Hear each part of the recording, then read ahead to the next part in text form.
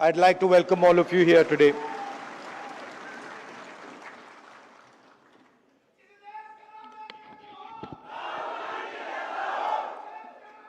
नहीं बॉस, नहीं, मैं राजा नहीं हूं, राजा बनना भी नहीं चाहता हूं। मैं राजा के अगेंस्ट हूं, कॉन्सेप्ट के अगेंस्ट हूं।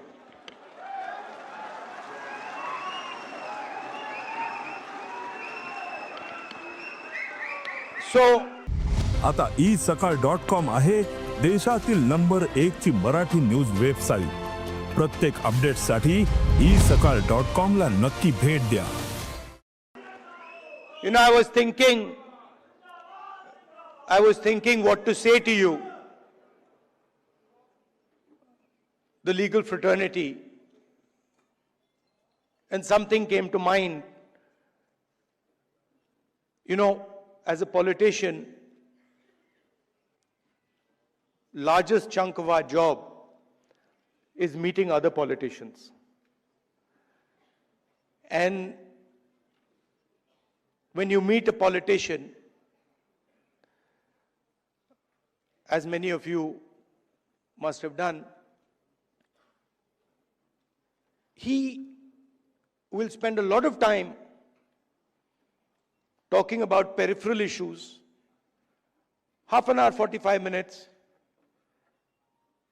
and then eventually, right before he's ready to leave, he'll come to the point. You know, so it's quite frustrating for me. This is the difference between me and my sister. She has much more patience on this front, so she'll listen, you know, for half an hour, 45 minutes. And I'm thinking, okay, listen, you've come here to tell me something. You know, cut out the suspense. Tell me why you've come. And this sometimes comes as a shock to us politicians. Because also there's another thing going on. They also need the world to know that the meeting was 1 hour long or 2 hours long.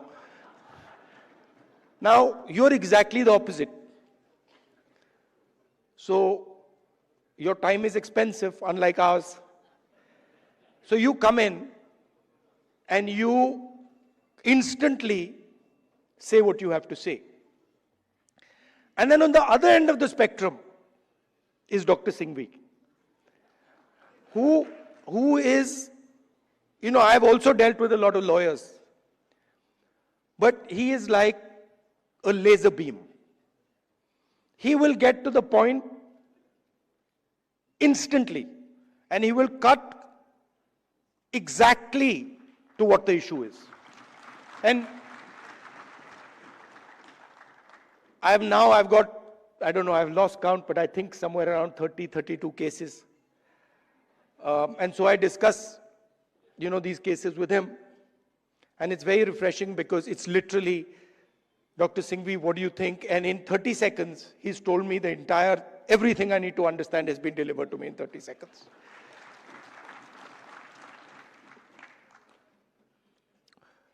Now,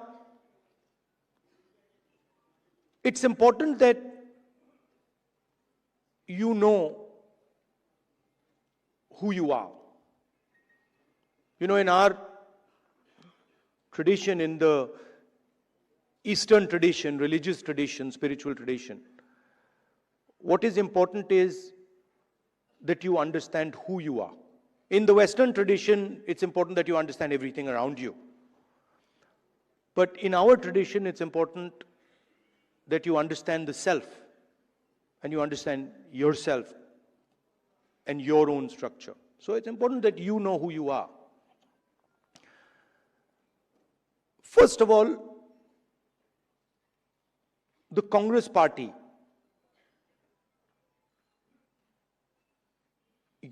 you're the people who started the Congress party. So the Congress party was essentially lawyers, right? And Singhvi ji, no, and you need to be reminded of this because, and I'm not just talking to you, I'm talking to every lawyer in this country. We would not have got freedom. We would not have got freedom if the lawyers of this country had not fought for freedom. All this talk about constitution, this would not be here if it had not been for lawyers. You mentioned, Singhvi ji mentioned Gandhi ji, Nehru ji, Patel ji, Ambedkar. Those were the top 5 or 6 people. But if you actually look at the Congress party in those days, there were other people, thousands and thousands of other lawyers who were operating at a lower level. So it was, the freedom movement was actually fought in large measure legally. Right? So you are the people who are the backbone of the Congress party. And you are also the people who envisioned this constitution. If you had asked, if you had asked people who did not understand the law to frame this, it would be impossible. Right? So it was lawyers, it was the legal mind, it was the legal fraternity that built this entire architecture. And why am I telling you this? Because it is the architecture that you built that is being destroyed today. And it is being systematically unraveled on every front. Some visible in front of our face, and others hidden. I've been speaking recently about the election system. I always had a suspicion that there was something wrong. Right from 2014, I had a suspicion that there's something wrong, something does not add up. In fact, I'll even go further. I had a suspicion in the Gujarat Assembly elections already. Okay? This ability to win sweeping victories. Congress party doesn't get a single seat in Rajasthan, doesn't get a single seat in Madhya Pradesh, doesn't get a single seat in Gujarat. This was surprising to me.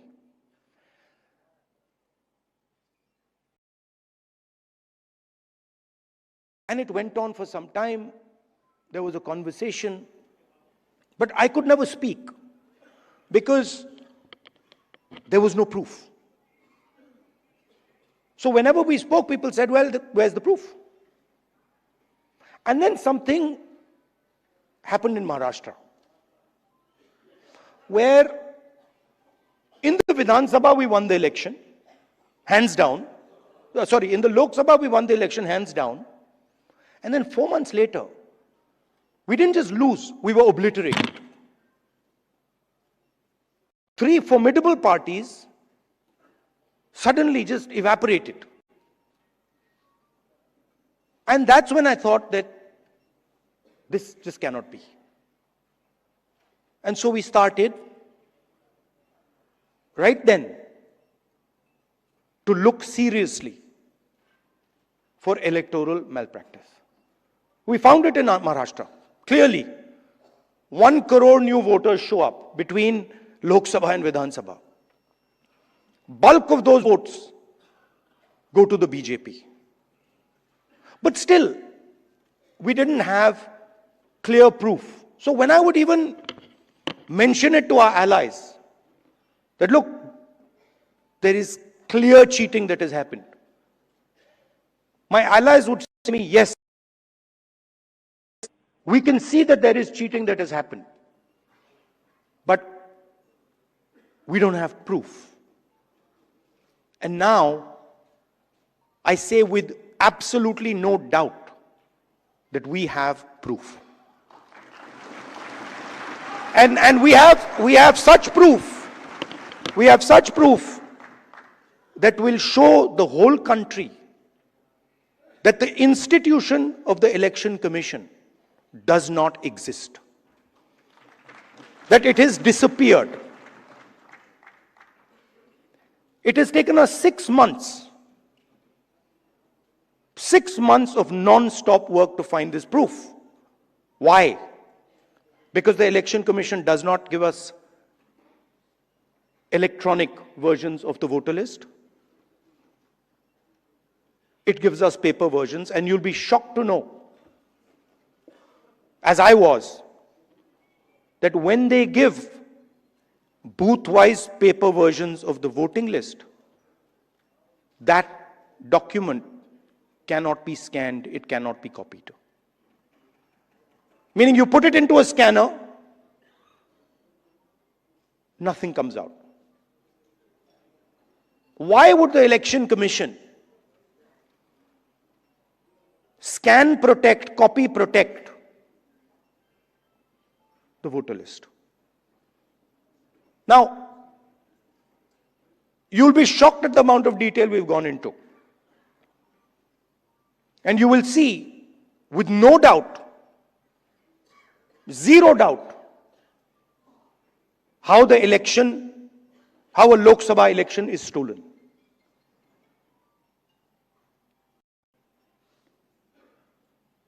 Six and a half lakh voters vote, and 1.5 lakh of those voters are fake.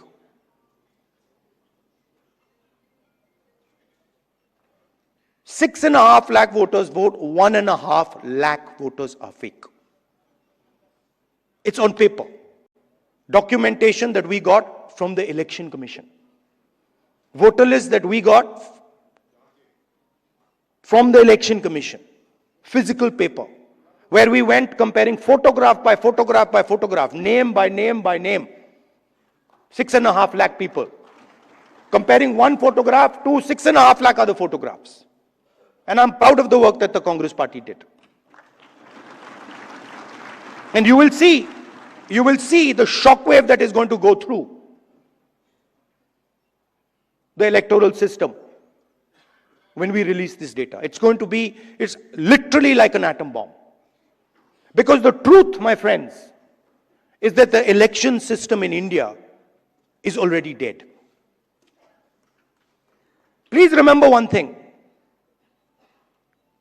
The Prime Minister of India is the Prime Minister of India with a very slim majority. If 10, 15 seats were rigged, and we suspect actually the number is much closer to 70, 80, 100. If 15 seats were rigged, he would not be the Prime Minister of India. And we are going to prove to you, in the coming few days, we are going to prove to you without any doubt in the coming few days how a Lok Sabha election can be rigged and was rigged. So, it's very clear that the institution that holds this, that protects this, that holds this, that defends this, has been obliterated and taken over. We did not have proof, so we could not make these type of statements earlier. But I'm making this statement confidently because I have 100% proof now. And whoever I have shown it to has fallen off the chair. Literally, they said, how can this be possible? Well, it is possible. It is happening. Right? Who is going to fight this battle? Only you people can fight this battle. Frankly, we non-legal people don't even know how to fight this battle. We can fight the political battle. We can fight the battle on the streets. We can fight in the villages. We can fight in the city. We can't fight in the courts. We don't know how to. And so, you are the people who have to defend the Constitution in the courts. You know, I had a document. We had a document some years back. on the Rafale deal. Randeep is looking at me. Document that said clearly, black and white, that the Prime Minister office and the NSA have interfered in the Rafale deal and damaged the Rafale deal. This document itself would have brought down any government in any country of the world.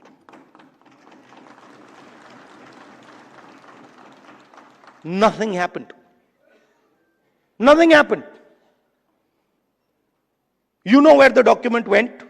You know where the document died. Nothing happened. I'm fighting 30 cases. Anyone who fights the regime, any political person, anybody who works in the NGOs, civil society knows that the moment you oppose, you will be attacked. You know, I remember when I was fighting the farm laws, and he's not here anymore, so really I shouldn't say it, but I will. And Arun Jaitley ji was sent to me to threaten me. And he said, you know, if you carry on down this path, opposing the government, fighting us on the farm laws, we will have to act against you. I looked at him and said, I don't think you know who you're talking to. I don't think you have an idea who you're talking to. Because we are Congress people. We're not cowards. We're not going to bend. The British couldn't bend us. The superpower couldn't bend us. Who the hell are you?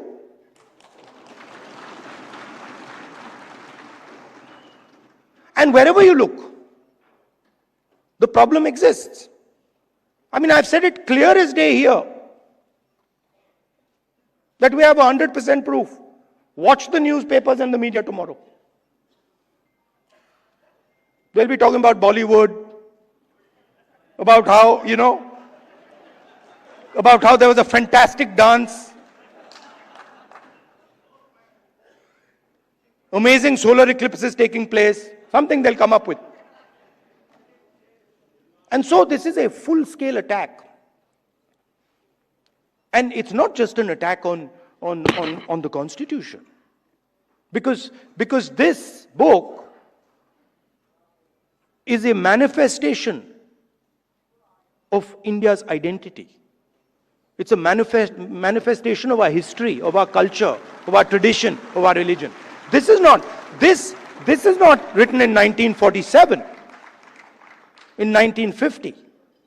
This is 3,000, 4,000, 5,000 years old. Buddha speaks through this book.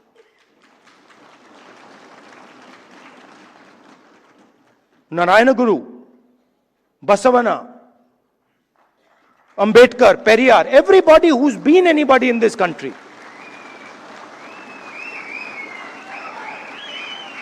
Right? Anybody who's been, you look, anybody, and in every state there are there. In Assam, Gaurav will tell you. Right? In Tamil Nadu, in Karnataka, in Uttar Pradesh, Kabir, there's a list. So this is not something that we dreamt up in 1947 or 1950. This is something, this is our blood. And how dare you attack our blood? Right? So we are not just, we must remember, we are not just defending this red book, this legal document. We are defending our way of life. right? Tell me which Indian tradition, which Hindu tradition says that you should beat up a Muslim child? Where is it written that you should lynch someone? Which tradition of ours says it? There's not a single tradition of ours that says it. Our tradition says everybody is the same. So these people, they're not attacking our politics. They're attacking us. They're attacking our history. They're attacking our religion. For anybody who understands Hinduism, anybody who has gone into depth in Hinduism, they're attacking Hinduism. And frankly, yesterday my sister said to me, now, personal बात है तो बोलनी नहीं चाहिए, मैं बोल देता हूं, नहीं माफ करूंगा. She said to me, Rahul, you realize that you're playing with fire. And I said, yeah, Priyanka, I am playing with fire. I will continue to play with fire. I'm not scared of playing with fire.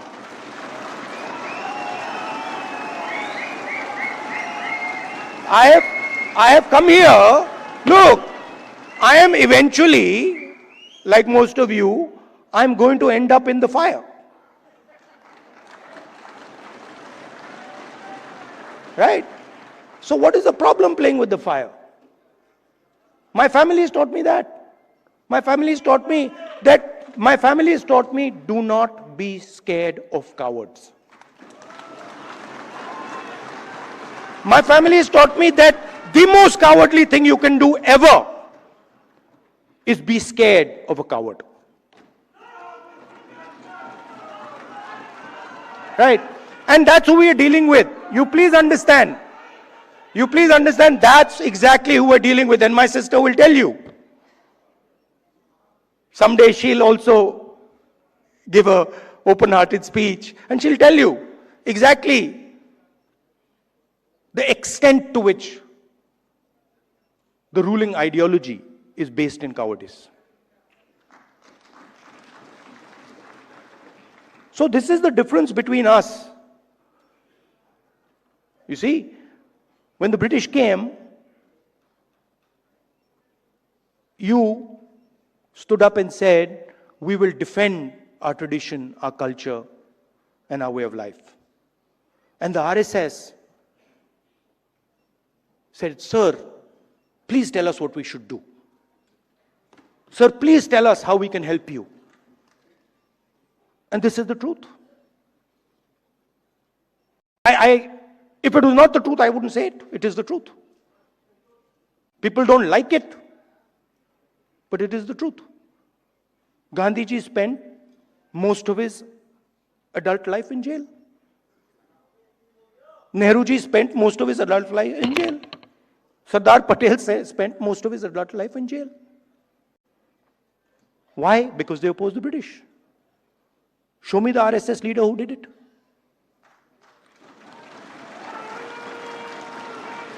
So they fear the Congress. The true Congress. You see, they fear the true Congress. And every single one of you have the true Congress inside you. What is the Congress? I'll tell you what the Congress is. What is the Congress? The Congress is, a famous American general